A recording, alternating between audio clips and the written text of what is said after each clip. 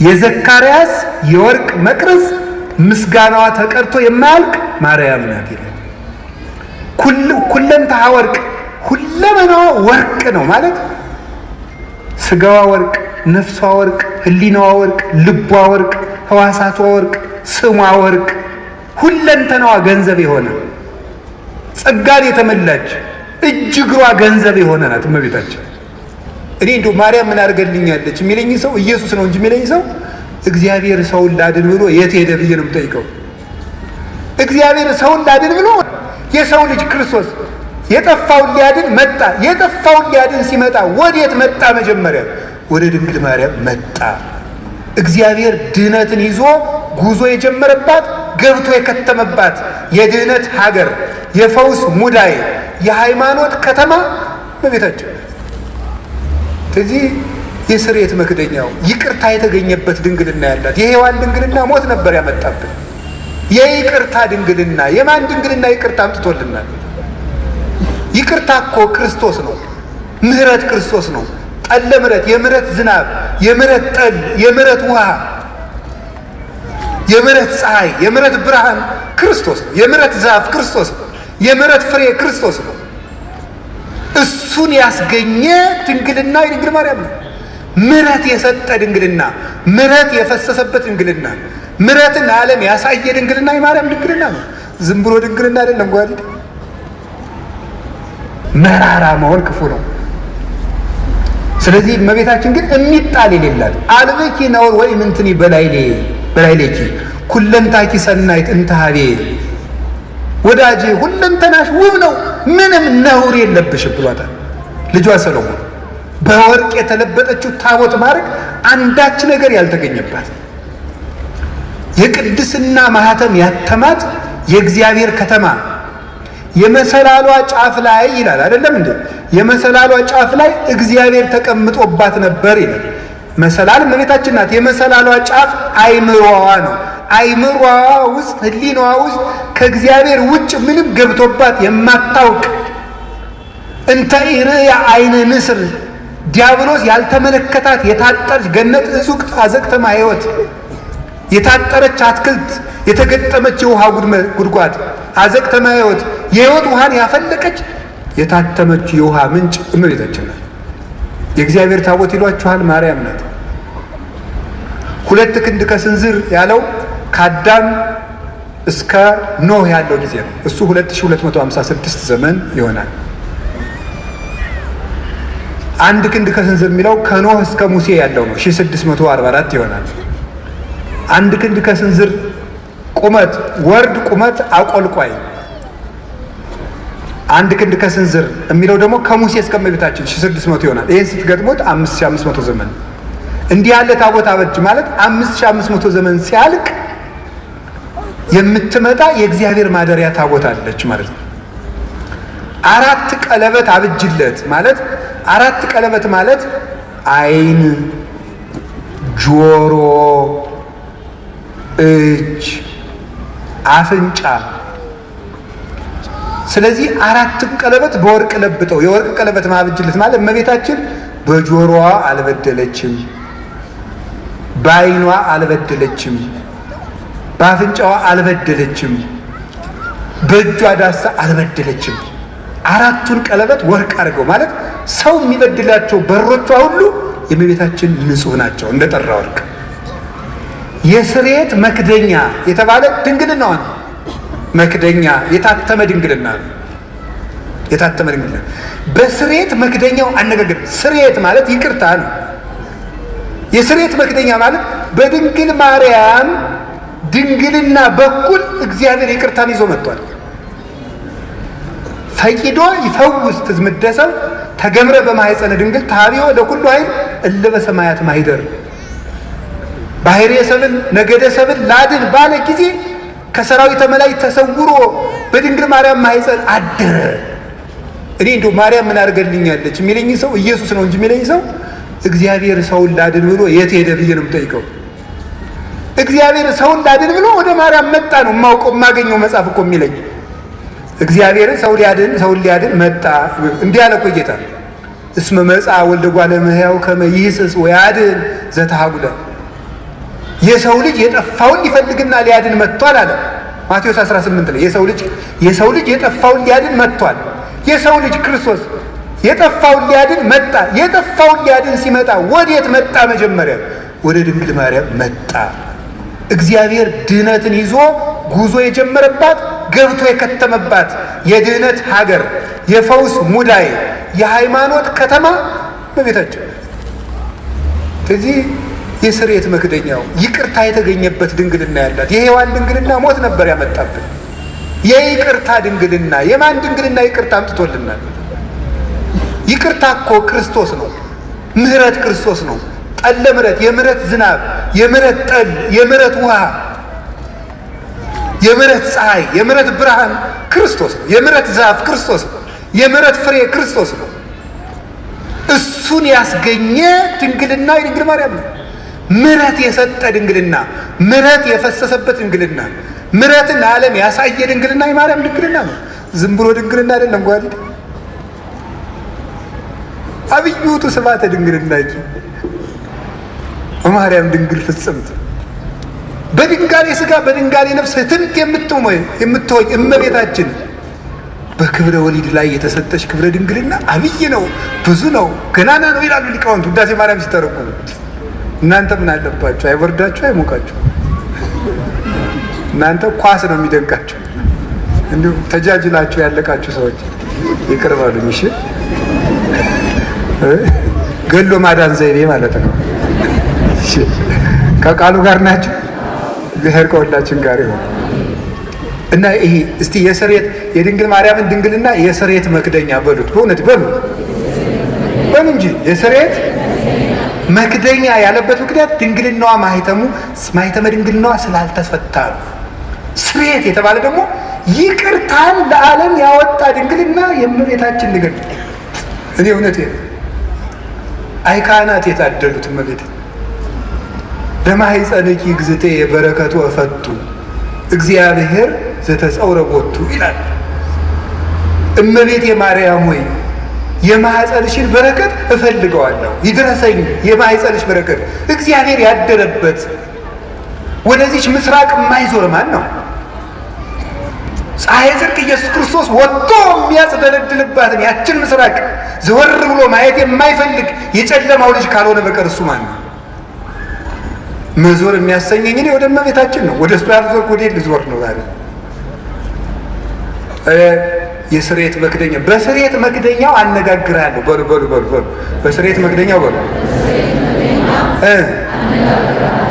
እመቤታችን ድንግል ላይ መክደኛው ማለት ታቦቱና ታቦቱ የሚጋጠምበት መግጠሚያው ላይ ነው። ጫፉ የታችኛውና የላይኛው የሚጋጠሙበት መግጠሚያው። ይሄ የስርየት መክደኛ የእመቤታችን ድንግልና ነው። የስርየት መክደኛ የተባለበት የእመቤታችን ድንግልና መጀመሪያ ብቻ ክርስቶስን ወልዶ ያቆም አይደለም፣ ዘላለም ይቅርታን ያሰጣል። ከልጇ ጋር እያስታረቀ እንማጸንበታለን። ባቀፉ እጆቿ፣ በሳሙ ከንፈሮቿ፣ ባዘለ ጀርባዋ፣ በወሰነችው ማኅፀኗ ብለን እንማጸናለን። ዛሬም ይቅርታን ይሰጠናል። ስለዚህ ድንግል ማርያም ማኅፀኗ የይቅርታ ማኅፀን ነው። አነጋግርሃለሁ ማለት ምን ማለት ነው? የድንግል ማርያም ማኅፀን የሃይማኖት መስበኪያ ነው። የሃይማኖት ምስክር ነው። የእምነት መግለጫ ነው። ወተሜህሮሙ ሰጊደ ለስሉስ ማህያዊ ለማህያዊ ሥላሴ ስግደትን የምታስተምርላቸው ናት። ድንግል ማርያም እምነትን የምትገልጥ ናት እንጂ እምነትን የምትጋርድ አይደለችም። እመቤታችን ዘላለማዊ ድንግልና ነው ያላት። የስርየት መክደኛው አይፈታም። ለምንድን ነው የማይፈታው? አካላዊ ቃል የገባበት የእግዚአብሔር ቃል ነው ያደረበት። ለምን ሲባል እግዚአብሔር የሚነጋገርበት የስርየት መክደኛ ነው። ያ ማለት የድንግል ማርያም ማኅፀን የእምነት ሰባኪ ነው። እንዴት ነው የሚሰብከው? ሳትወልድ ድንግል ናት። እስኪ ሳትወልድ ድንግል በሉ። ስትወልድ ድንግል በሉ። ስትወልድ ድንግል በሉ። እሺ፣ ከወለደች በኋላ ድንግል በሉ። እስኪ እንደገና ደግማችሁ ንገሩ። ያው ሶስቱንም ነገሩኝ እንጂ። እሺ፣ ከወለደች በኋላ ይሄ ማለት ምን ማለት ነው? በስርየት መክደኛው ምን እላለሁ ነበር ያለ? ዘብዛባ ሁኜ እንዳይመስላችሁ እሺ። ነገርን ከነገር ለማገናኘት ነው የምደግመው። እሺ በስርየት መክደኛው ምን አደርጋለሁ ነው ያለው? የስርየት መክደኛ ያለው በአዲስ ኪዳን ሲተረጎም ምንድን ነው የእመቤታችን? ምንድን ነው? ድንግልናዋ ነው። ድንግልናዋ ነው የስርየት መክደኛ። ስርየት የተባለ ይቅርታን የሰጠ ክርስቶስ ከማን ስለተወለደ ነው? ከእመቤታችን ስለተገኘ። እንደዚያ ከሆነ ሳትወልድ ምንድናት? ድንግል በሉ። ቀጥሉ። ስትወልድ ከወለደች በኋላ ለምን በሉ እንጂ ምን ያደርጋል ይሄ ስትሉ፣ ለልጇ ምስክር ስለሚሆን። ምን? ኢየሱስ ክርስቶስ ሳይወለድ አምላክ በሉ፣ ሲወለድም አምላክ፣ ከተወለደ በኋላም አምላክ። ስለዚህ ዕብራውያን 13 ቁጥር 8 ላይ ኢየሱስ ክርስቶስ ዘትማልሙ ወይም ወክም መውት እስከ ለዓለም፣ ኢየሱስ ክርስቶስ ትናንትም ዛሬም እስከ ዘላለሙ ድረስ ያው ነው ይላል። ያው ነው። ሳትወልድ ድንግል፣ ሳይወለድ አምላክ፣ ስትወልድ ድንግል፣ ሲወለድም አምላክ፣ ከወለደች በኋላም ድንግል፣ ከተወለደ በኋላም አምላክ። ድንግልናዋ አለመለወጡ የልጇ አምላክነት ላለመለወጡ ማስረጃ ነው። ለማይለወጠው ልጇ ምስክር እንድትሆን እሱ ሰው ቢሆንም አምላክነቱ ስላልተለወጠ እሷም ብትወልድም ድንግልናዋ አልተለወጠም። ለልጇ ምስክር ናት። በስርየት መክደኛው አነጋግርሃለሁ ማለት አለመለወጤን፣ የማልለወጥ አምላክ መሆኔን በማይለወጠው በእናቴ ድንግልና እነግርሃለሁ፣ አስተምርሃለሁ ማለት ነው። ቅዱስ ዮሐንስ አፈወርቅ ሃይማኖተ አበው ምዕራፍ 67 ቁጥር 31 ላይ ይላል፣ እሰብክ መንገለ ድንግልና ለማርያም እንተ ትከውን ስም አለ ቃል ይላል። ለቃል ምስክር በምትሆን በድንግል ማርያም ድንግልና ክርስቶስን እሰብከዋለሁ ይላል። ለቃል ምስክር በምትሆን በድንግል ማርያም ድንግልና ክርስቶስን እሰብከዋለሁ። የድንግል ማርያም ድንግልና የክርስቶስ መስበኪያ ነው። ድንግልናዋ አልተለወጠም። ለምን? እሱም ሰው ሲሆን አልተለወጠም። የማይለወጥ አምላክ መሆኑን ለማስረዳት የእናቱን ድንግልና ሳይለውጥ ተወለደ። ትንቢተ ሚልክያስ ምዕራፍ 3 ቁጥር 5 ላይ አንሰ እግዚአብሔር አምላክክሙ ዘኢይትዌለድ፣ እኔ የማልለወጥ አምላካችሁ እግዚአብሔር ነኝ፣ እኔ እግዚአብሔር አምላካችሁ አልለወጥም ብሎ ነበር። የማይለወጥ አምላክ መሆኑን ለማስረዳት ከእናቱ ሲወለድም ድንግልናዋን እንዳይለወጥ ጠበቅ። አቀበ ማኅተመ ድንግልና ከመትኩን መራሒተ ለሃይማኖት አበይ፣ አቀበ ማኅተመ ድንግልና ከመ በጽንሳ መንክር ትኩን መራሒተ ለሃይማኖት አባይ። ድንቅ በሚያሰኝ ማኅተመ ድንግልናዋ ለታላቂቱ እምነት ምስክር ትሆን ዘንድ ድንግልናዋን ጠበቀው ይላል። ስለዚህ የድንግል ማርያም ድንግልና ለክርስቶስ አለመለወጥ ምስክር ነው። ክርስቶስ ሰው የሆነ አምላክ ነው። ሰው የሆነ አምላክ ነው። ሰው ብቻ አይደለም፣ አምላክ ብቻ አይደለም፣ ሁለትም አይደለም፣ ነጠላም አይደለም። ሰውነቱ በአምላክነት እንዳልተለወጠ ድንግል ስለሆነች እናትነት አልቀረባትም። አምላክነቱ በሰውነት እንዳልተለወጠ ድንግልናዋ በእናትነት አልተለወጠባትም። አምላክ ወሰብ ስለሆነ ሁለት ባህሪ እንደማይባል ሁሉ ድንግልም እናትም ስለሆነች ሁለት ሰው አይደለችም።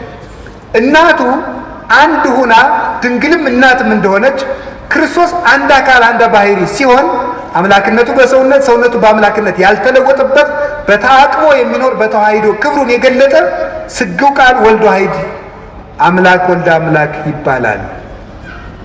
እንግዲህ ከገባችሁ ይገባችሁ፣ ይገባችኋል፣ ደግሞ ይገባችኋል። ይዛችሁታል? እሺ። ድንግል ማርያም ድንግል ናት በሉ። እሺ። እናት ናት በሉ።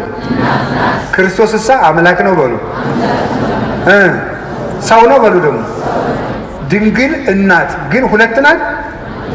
ክርስቶስ አምላክ ነው፣ ሰው ነው፣ ሁለት ነው አይደለም፣ አንድ ባህሪ ነው። ስለዚህ የተዋህዶ ምስክር ናት ማለት ነው። የተዋህዶ ምስክር እንድትሆን ድንግልናዋን የጠበቀበት ምክንያት ለዚህ ነው። ስለዚህ እግዚአብሔር በዚህ ነግሮናል። ትንቢተ ሕዝቅኤል ምዕራፍ 44 ቁጥር 2 ላይ ድንግል ማርያም ድንግል ሆና የሆነችውና በዘላለም ድንግልና የቀጠለችው ድንግልናው ያልተለወጠው ለምንድን ነው ብትሉ፣ አንደኛ ለልጇ ምስክር እንድትሆን ነው። አሁን ባልኳችሁ የልጇን አለመለወጥ እንድትመሰክር፣ የልጇን ተዋሂዶ እንድትመሰክር፣ ለልጇ ምልክት እንድትሆን። ትንቢተ ኢሳይያስ ምዕራፍ 7 ቁጥር 11 ላይ እግዚአብሔር ይውበክሙ ትእምርተ፣ እግዚአብሔር ምልክት ይሰጣችኋል፣ ድንግል በድንግልና ጸንሳ በድንግልና ትወልዳለች፣ ስሙንም አማኑኤል ትለዋለች አለ። ማቴዎስ ምዕራፍ 1 ቁጥር 23 ላይ በነቢይ የተነገረው ይፈጸም ዘንድ ስሙን አማኑኤል ትበለው በለው፣ ድንግል በድንግልና ትወልዳለች፣ ስሙም አማኑኤል ይባላል የተባለ ይፈጸም ዘንድ አለ። እግዚአብሔር ምልክት ይሰጣችኋል፣ ድንግል ትወልዳለች አለ። ድንግል ማርያም ዘላለማዊ ድንግልና ከሌላት ምልክትነቷ ምንድን ነው? ምልክት የሆነችው እኮ ዘላለማዊ ድንግልና ስላላት ነው። ያ ምልክት የተፈጸመባት ድንግል ደግሞ እመቤታችን እንደሆነች ወንጌላዊ ነግሮናል። ስለዚህ ድንግል ማርያም የማይለወጥ ዘላለማዊ ድንግልና አላት። ለምን? ምስክር እንድትሆን፣ ምልክት እንድትሆን፣ ለሃይማኖት ማስረጃ እንድትሆን። ወዲህም ደግሞ ለምንድን ነው የማይገባባት ሲባል ሌላ ባል አላገባችም፣ ሌላ ልጆችን አልወለደችም። ለምን? የኃያላን አምላክ እግዚአብሔር ስለገባባት። ሕዝቅኤል ምዕራፍ 44 ቁጥር 4 ላይ እንደተነገረው የሰራዊት ጌታ እግዚአብሔር ገብቶባታልና ሌላ አይገባባትም፣ ተዘግታ እጹታ ትነብር ለዓለም፣ ለዘላለሙ ታትማ ትኖራለች። መልስ ለምን? እግዚአብሔር ስለገባባት። እግዚአብሔር ስለገባባት። አንዳንዶቹ ምን ሊሏችሁ ይችላሉ? አረ ትንቢተ ሕዝቅኤል ምዕራፍ 44 እኮ ስለ ማርያም የሚመለከት አይደለም ይላል። አይድረስ እኮ ነው እናንተ። ደንቆሮና እንትን አሉ እንዴ ብልህና ጅል ተከራክረው አሉ፣ ጅል አሸነፋሉ። ምን ብሎ ሲባል እምቢ ብሎ ግርማቸዋል እኮ እንደዚህ ነው። ምንድን ነው የሚለው? እምቢ። እንደዚህ ነው። መልሱ ምንድን ነው? አይደለም። እንደዚህ ብሎ አይደለም ይባላል። እንዲሁ እኮ ይገርማል። እንዲሁ ምን ይሻላቸዋል? ድንቁርና ነውር ነው። ድንቁርና እንዲሁ ጥበብ ቤቷን ሰራች እንደተባለ ጥበብ ድንቁርና ቤቷን ሰራች፣ 7 ምሰሶም ማቆመች ያስብላል። እነዚህ እኮ ነውር ነው። ስለ እመቤታችን አይደለም ለማለት ምንድን ነው ማስረጃ? አንድ እኮ እንደው የመጽሐፍ ቅዱስ መንፈሳዊ ሕይወት አለ፣ በስነ ጽሑፍም ቢሆን ሕግ አለ። አንድ በስነ ጽሑፍም እኮ እንዲህ ነው ለተባለ ባለሙያዎቹ ሀሳብ ሲሰጡበት ነው። ባለሙያዎቹ ሀሳብ ይሰጡበታል። ሙያ አለው እኮ። ሲያውን እኔ ብድግ ብዬ እኔ ስፔሻሊስት ዶክተር ነኝ ብል ምን ትላላችሁ? ይሄ መነኩሴ ያበደ አትሉም? እንደዚህ እኮ ነው ያላችሁ። ሙያ አለው ነው፣ ባለሙያውን ነው የምትጠራ። መቼም ኩላሊት ልብ ሳስበው በግራ ጡት ዝቅ ብላ ነው ያለች፣ እስቲ ኦፕሬሽን ላድርግ አይባልም። ሳስበው ተብሎ ስራ የለም። ባለሙያ ያለው የትኛው አካል የት ቦታ እንዳለ የሚያውቅ፣ የትኛው ጥቅስ ለየትኛው እንደሆነ የሚያውቁ፣ ለዘመኑ የቀረቡ፣ ለጉዳዩ የቀረቡ፣ ለእግዚአብሔር የቀረቡ ሶስቱንም የሚያሟሉ አባቶች ማርያም ናት ብለው ነግረውናል። ሶስቱንም የሚያሟሉ ለዘመኑም ቅርብ የነበሩ፣ በመጀመሪያው ክፍለ ዘመን፣ በሁለተኛው ክፍለ ዘመን፣ በሶስተኛው ክፍለ ዘመን፣ በአራተኛው ክፍለ ዘመን የነበሩ እነ ቅዱስ ኤፍሬም፣ እነ ቅዱስ ቄርሎስ ነግረውናል። እነ ቅዱስ ኤራቅሊስ ነግረውናል። ማርያም ናት የሕዝቅኤል ምስራቅ ብለው ቅዱስ ያሬድ ነግሮናል። ሊቁ ለእግዚአብሔር የቀረበው ለዘመኑ የቀረበው 6ኛው ክፍለ ዘመን የነበረው ሰማይ ድረስ ሂዶ ዜማን ቆንጥሮ ያመጣው እሱ ነግሮናል። አንተ የት ቤት ነህ እንደው ማን? ስለዚህ ለዘመኑ ቅርብ ናቸው፣ ለጉዳዩ ቅርብ ናቸው። መጻሕፍትን ጥሬ ቆርጥመው እግዚአብሔርን በሱባኤ እየጠየቁ የተማሩ ናቸው። ለእግዚአብሔር ቅርብ ናቸው። ሽንገላ ክዳት የሌለባቸው ሊቃውንት፣ ሐዋርያውያን አበውን የተከተሉ ሊቃውንት ማርያም ናት፣ የምስራቂቱ በር ማርያም ናት። ደግሞስ ምን ይጎልባታል ብትባል ዮሐንስ 8:12 ላይ እኔ የዓለም ብርሃን ነኝ አለ። እሱ የዓለም ብርሃን ከሆነ ልጇ እመብርሃን የምትባል ምንድን ነው? በዚያውም የዓለም ብርሃን ኢትዮጵያ ናት የምትሉ ሰዎች አርፋችሁ ተቀምጡ። ኢትዮጵያ የዓለም ብርሃን የሚባል የጅል ስብስብ ነው። የምሬን ነው። የዓለም ብርሃን ክርስቶስ ነው እንጂ ኢትዮጵያ የዓለም ብርሃን ሆናም አታውቅም፣ አትሆንም። የዓለም ብርሃን ማን ነው? ክርስቶስ በሉ። የዓለም ብርሃን ማን ነው? ክርስቶስ። ኢትዮጵያ የዓለም ብርሃን አይደለችም። ማን ያላችሁ እንደዚህ? ከቤተ ክርስቲያን ሰውን ለማጥፋት የሚዘየድ ስብስብ ነው። ብር ካጣችሁ ነግዱ። እኔ እውነቴን ነው፣ ነግዱ፣ ስሩ። እንዴ እውነቴን ነው። የኢትዮጵያ ሰው ብር መናቂያ ይወዳል፣ ስራ መናቂ ይወዳል። ብር ደግሞ ለ2,000 ብር ይላል። ወይ ጠቃ እንደው እናንተ አንዳንዱ ደግሞ ኩራት ራት ነው ይላል። እንዲሁ ከመቼ ዕለት ወዲህ ነው ራቱ ነው የሚያውቁ ኩራት? እንደው እስቲ እንደው ቅመሰው። እንደው ኩራት እየኮራ 3 ቀንጠኛና እንደው ሲለበልብ ታገኘዋል። እንደው እውነቴን ነው። ስሩ ልክ ኩራት ራቱ ነው ያውቅ። ሲራክ ምን አለ? 3 ሰዎች ነፍሴን አበጻችኋት አለ። ሴሰኛ ሽማግሌ፣ ንፉግ ባለጸጋ እና ትዕቢተኛ ድሃ እንደው ነፍሴን አበሳችኋታል። ሁላችሁ እሱ ነው ነገር ስሩ። ዝም ብላችሁ እኛ ኢትዮጵያውያን የሚጠቅም ነገር የለም። መስራት፣ መጽደቅ፣ መፎከር ምንም አያመጣም።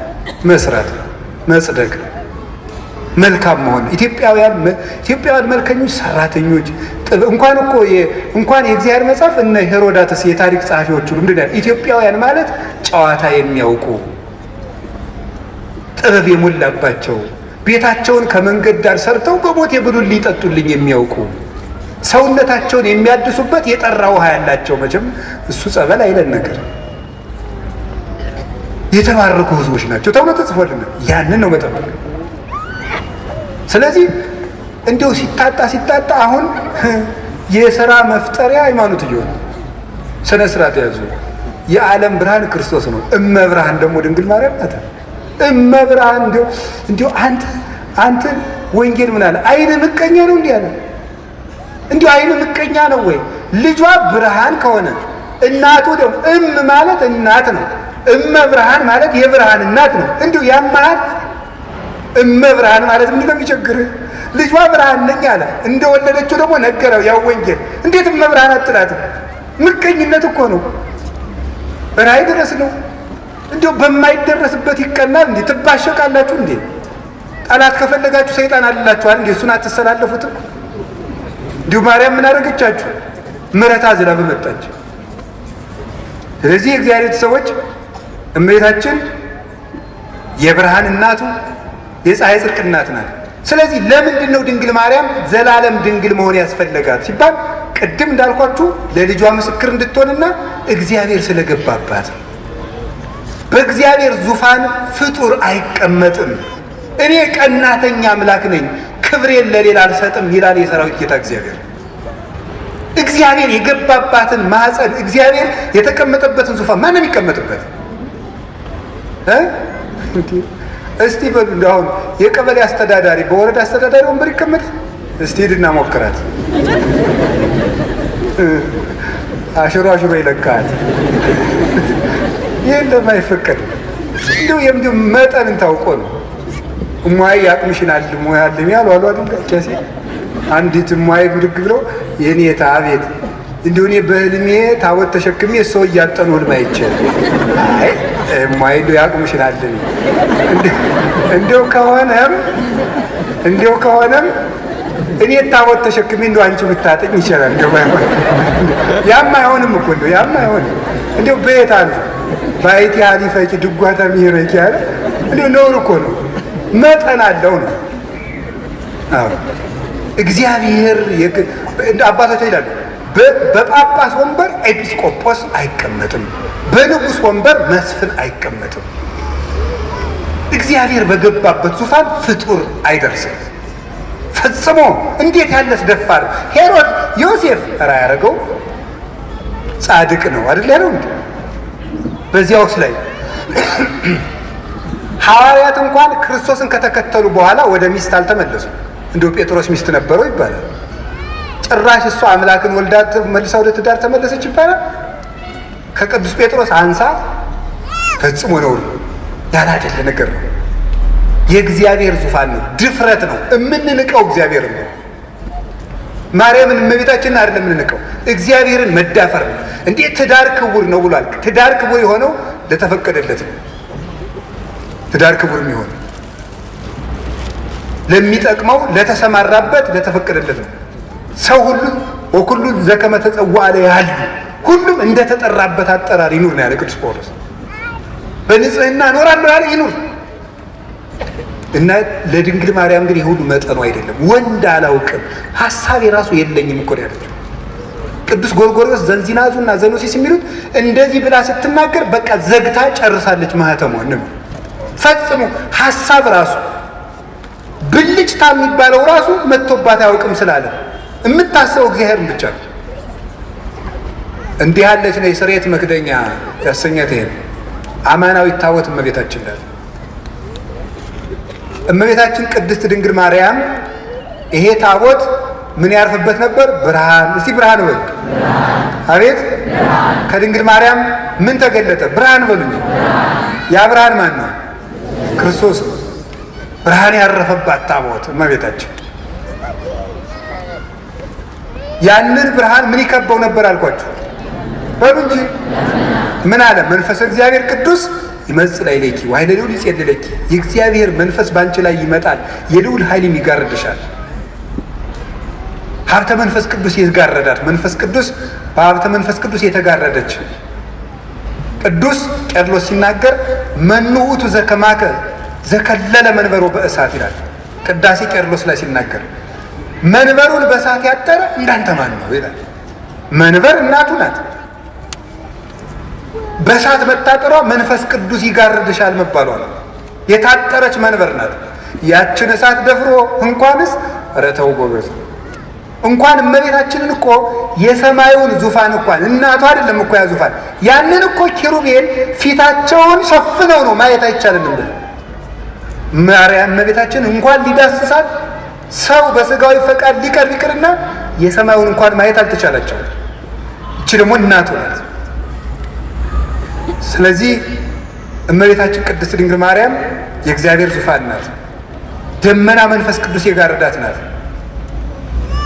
መስዋዕት ያርግ ነበር በታቦቱ። እመቤታችንንም ጸሎት እናሳርግባታለን ታቦት ስለሆነች። ቅዳሴ መሀል እመቤታችን ለምንጠር ለምን ተፈስሒ ወዘንስእለኪ ዳይና ቅድስት ምልዕተ ክብር ድንግል በኩሉ ጊዜ ወላዲተ አምላክ እሙለ ክርስቶስ አይርይ ጸሎተነ ዲበ መልዕልት አበ ፍቁር ወልድኪ። ሌላ የለው። ድነተ ሥጋ ድነተ ነፍስን የምንለምንሽ ክብርን የተመላሽ ቅድስት ወይ ደስ ይበልሽ። ወደ ልጅሽ ወደ ወዳጅሽ ወደ ላይ ጸሎታችንን አሳርጊ። በቃ ታቦት ናታ። እስራኤል በታቦት ጸሎት ያሳርጉ ነበር። እኛ በእመቤታችን ታቦትነት ጸሎትን ወደ ልጇ እናሳርጋለን። ሰዎች ግን የሚመስላቸው ድንግል ማርያም አማላጅ ናት ሲባል የለም ክርስቶስ ዓርብ በደሙ ስላስታረቀን የእሱን አማላጅነት ትጋራለች ይመስላቸዋል። እንደዚህ አይደለም። የእመቤታችን ምልጃ ወደ ክርስቶስ የርቅ ስራ የሚያደርስ ነው እንጂ የክርስቶስን ደም ተካክሎ ወይም እኩል ሆኖ ወይም ተደምሮ ወይም ተባብሮ እኩል ያድናል ማለት አይደለም። ሰውን ሁሉ እየሳባችሁ ወደ እኔ አምጡት ብሎ ሐዋርያትን የላከ አምላክ እናቱንም የምሕረት ገመድ አድርጎ እሱ በደሙ ወደ ሰጠን ይቅርታ እንድንደርስ ጫፏን ይዘን ወደ እሱ የምንሄድባት የምሕረት ሀብል ናት እመቤታችን። ለዚህ ነው የሰጠን። እሷን ይዘን ወደ እሱ እንድንቀርብ ምን ብሎን ነበር? ዮሐንስ 12 ላይ እኔ ከላይ ሄድና ስባለሁ አለን። እናቱ ተዳርጎ እየጎተተና ይስበናል ፍቅር። ስለዚህ ከመተላ ሁሉ ሀቢ እናንተ ሆናል ለምሕረት ይስብ እግዚአብሔር አቢዋ ልሳነኪ ሰው ልክ እግዚአብሔር ዓለሙን ሁሉ ወደ ራሱ የሚስብ ምሕረት ገመድ ያለ እግዚአብሔር ዓለምን ለመታት ገመድ ማ በደም ያጠበ ቅዱሳዊ ቃል በቤታችን ምዕራገ ጸሎታችን ናት። ታቦት እንደሚያሳርግ ያ ጸሎት የመንገዳቸው ያ ታቦት የመንገድ መሪ ነበር ብያቸዋለሁ። የመንገድ ታቦቱ ይነሳል። እመቤታችን የክርስትና ምልክቱና መንገድ ትመራለች። ድንግል ማርያም ለሚያሳድጉት ምልክት ናት። ተርባ ተጠምታ ልጅ በማሳደግ እናት እንደሚያሳይታለች። የመናንያን ምልክት ናት። በዓት የምታጸና 12 ዓመት ከበዓት ነው ክፉ ወጣ። ማርያም ግን ይሄን ሁሉ በልቧ ተጠብቀው ነበር ተብላ የባይታውያን ደግሞ ባይታዊት ርግብ የባይታና የመነኮሳት ምልክት በበረሃ በመኖር የማይታት ምልክት በመሰደድ የመንገዳቸው መሪ የተባለች ታቦቷ እስራኤል ከግብፅ መግባታቸው ክርስቶስ እኛን ከእርግማን ማውጣቱ ነው። 40 ዓመት የሚጓዙት ጉዞ ደግሞ ጌታችን ኢየሱስ ክርስቶስ እርግማንን ከደመሰሰልን በኋላ እኛ በዚህ ዓለም የምንኖረው ኑሮ ነው። የክርስትና ጉዞ ነው፣ የበረሃው ጉዞ። በበረሃው ጉዞ ውስጥ ያለችው ታቦተ ጽዮን በዚህ ዓለም ወደ ክርስቶስ መንግስት በምናደርገው ጉዞ መንገዳችን የምትመራ ምልክት እመቤታችን ናት። ምልክትነቷ አንደኛ በሕይወቷ በማስተማር ምሕረትን ከማርያም ይማሯል፣ ትዕግስትን ከማርያም ይማሯል። እያንዳንዱ ላላላችሁ ይመሽበናል።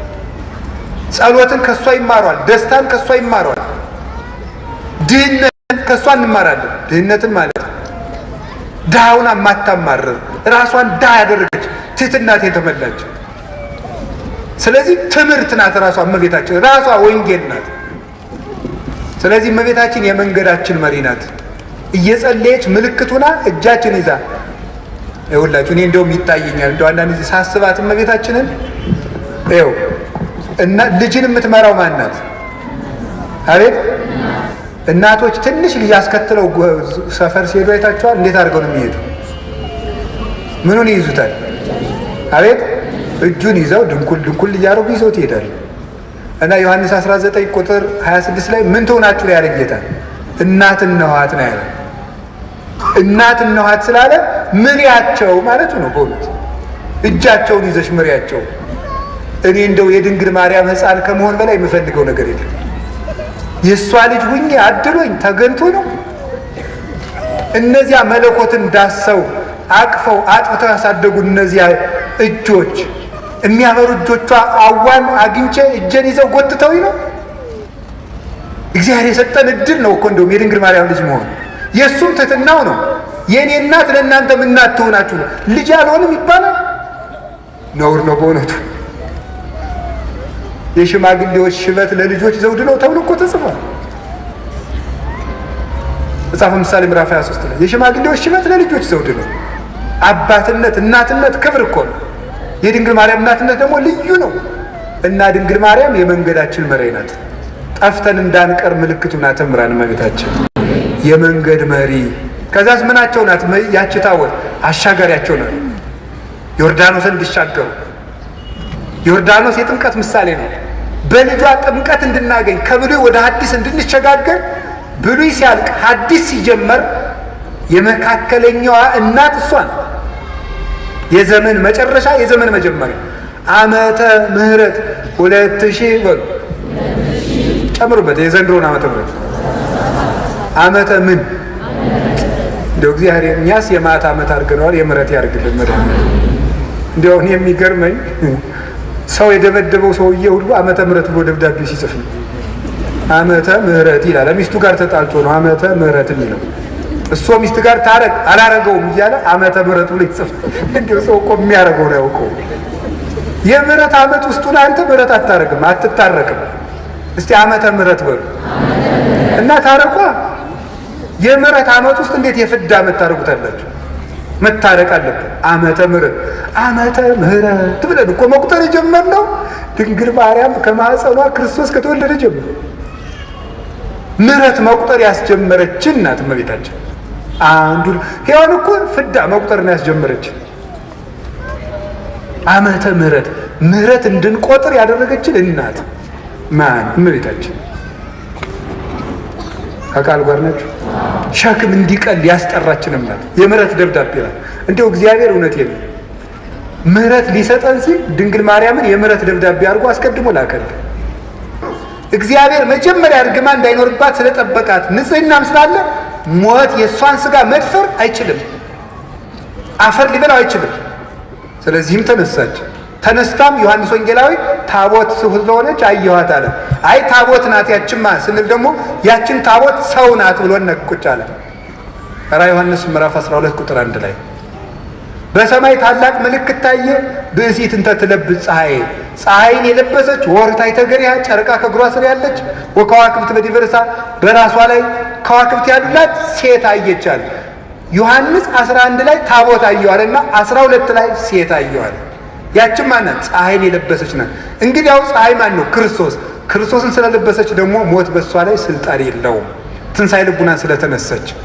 እንግዲህ የሁላችሁ እግዚአ አካላዊ ቃል ያደረባት ጸሎታችን የምታሳርግ ድንግልናዋ የሚያስተምር ብርሃን የሰፈረባት ደመና መንፈስ ቅዱስ የሚገባት መንገድን የምትመራን የምታሻግረን የኃጢአታችን ግንብ እንዲፈርስ የምታማልደን ርስት የምንወርስባት ሞት በእሷ ላይ ስልጣን የሌለባት በክብር ያረገች እናት የእግዚአብሔር ታቦት ይሏችኋል። ማርያም ናት። በስብሐት ለእግዚአብሔር። ይቆያል።